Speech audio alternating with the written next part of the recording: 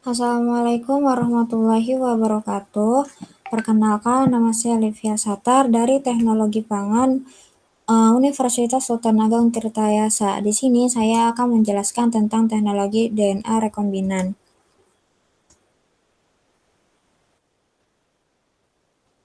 Nah, rekombinasi DNA atau rNDNA adalah suatu upaya meletakkan DNA dari suatu organisme ke dalam DNA bakteri dengan menggabungkan dua atau lebih sekuens. Teknik DNA rekombinan ini merupakan kumpulan teknik atau metode yang digunakan untuk mengkombinasi gen-gen di dalam tabung reaksi.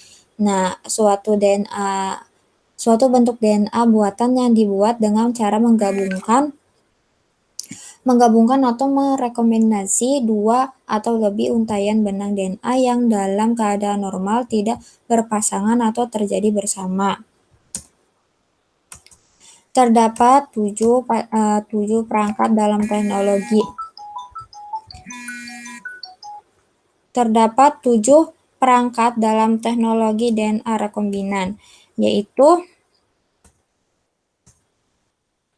ada enzim retriksi, enzim DNA ligase, plasmid, terus ada transporon, pustaka genom, enzim transkripsi balik, dan pelacak DNA atau RNA. Enzim restriksi ini atau disebut dengan endonuklease restriksi ini digunakan untuk memotong DNA. Sampai saat ini sudah banyak jenis enzim yang telah ditemukan dan isolasi dari berbagai jenis spesies bakteri.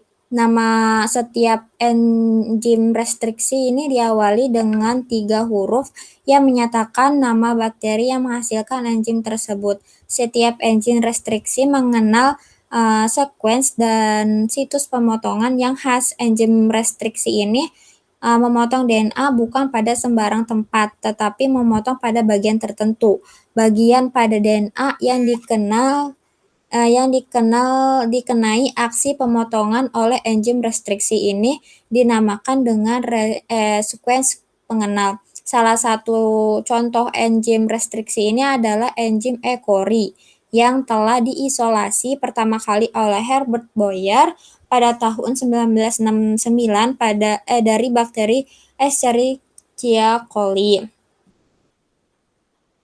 Terus yang kedua ini ada enzim DNA ligase yang digunakan untuk menyambungkan DNA, yakni menggabungkan fragmen-fragmen DNA yang dengan cara memasang ujung sticky ends dari satu fragmen dengan sticky ends fragmen lainnya. Terus yang ketiga ini ada plasmid yang digunakan sebagai vektor untuk mengklonkan gen atau mengklonkan fragmen-fragmen DNA atau mengubah sifat bakteri itu. Plasmid ini merupakan DNA bakteri yang terpisah dari kromosom bakteri. Terus ada transporon yang digunakan sebagai alat untuk melakukan mutagenesis dan untuk menyisipkan penanda. Transporon ini adalah DNA yang dengan sendirinya dapat berpindah-pindah tempat atau berpindah posisinya. Terus yang kelima ini ada pustaka gen atau pustaka genom yang digunakan untuk menyimpan gen atau fragmen DNA yang telah diklonkan. Terus yang keenam ini ada enzim transkripsi balik yang digunakan untuk membuat DNA berdasarkan RNA. Nah, yang ketujuh ini ada pelacak DNA atau RNA yang digunakan untuk mendeteksi gen atau fragmen DNA yang diinginkan atau untuk mendeteksi klon yang benar. Nah, terus selanjutnya ada tahapan teknologi DNA rekombinan. Di sini terdapat 4 tahapan teknologi rekombinan. Yang pertama ialah teknik mengisolasi DNA. Nah, teknik mengisolasi DNA ini tahap pertamanya ialah pemisahan fragmen yang ingin diisolasi dari fragmen lainnya dengan pemotongan menggunakan enzim restriksi atau hasil PCR yang dilanjutkan dengan elektroforesis yang menggunakan gel agaros. Nah, tahap selanjutnya adalah mendeteksi fragmen yang akan diisolasi dan memotong gel agaros yang mengandung fragmen tersebut. Nah, tahap terakhir ini adalah mengisolasi fragmen DNA dari gel agaros dengan cara melewatkan pada membran high-bond N netral dan memberi larutan buffer elusi yang berisi tris buffer dan sodium dodesil sulfat. Yang kedua ini ada teknik pemotongan DNA. Teknik memotong DNA ini ialah restriksi plasmid yang merupakan proses pemotongan fragmen DNA pada situs tertentu sesuai yang diinginkan dengan menggunakan enzim restriksi. Molekul DNA rekombinan tidak dapat dibuat dengan mudah tanpa adanya dua jenis enzim, yakni enzim restriksi endonuklease yang berperan sebagai gunting atau untuk memotong DNA pada situs spesifik. Yang ketiga ini adalah teknik menggabungkan atau menyambungkan DNA. Ligase ini merupakan proses penyambungan antara satu fragmen DNA dengan fragmen DNA lainnya di dalam pengklonan gen. Nah, DNA ini diinsert dan disambungkan dengan vektor pengklonan. Terus yang keempat ini ada teknik memasukkan DNA ke dalam sel hidup. Nah, penyisifan gen ini dapat dilakukan melalui tiga cara, yaitu konjugasi, transduksi, sama transformasi.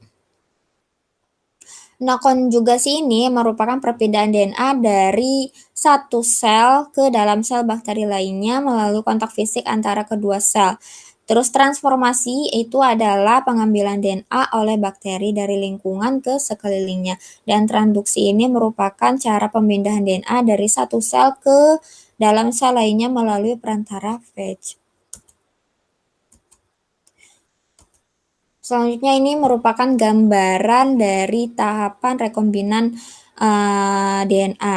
Nah, terdapat dua DNA, yakni plasmid dan DNA yang akan diklonkan atau ditempel. Nah, kemudian setelah itu terdapat proses penempelan. Jadi plasmid dan DNA asing ini akan ditempelkan sehingga terbentuk DNA rekombinan. Nah, setelah DNA rekombinan itu dibentuk, dimasukkan ke dalam sel inang atau sel bakteri. Nah, tahapan ini disebut transformasi. Setelah disisipkan ke dalam sel bakteri dan bersatu, nah setelah itu dibiarkan dan akan dipilih mana nih DNA rekombinan yang berhasil direkombinasi dengan tambahan antibiotik. Nah, setelah bakteri dalam medium plus antibiotik itu, nanti bakteri dengan DNA rekombinan itu akan berkembang dengan melalui kultur DNA dan isolasi DNA. Selanjutnya ada aplikasi teknologi DNA rekombinan.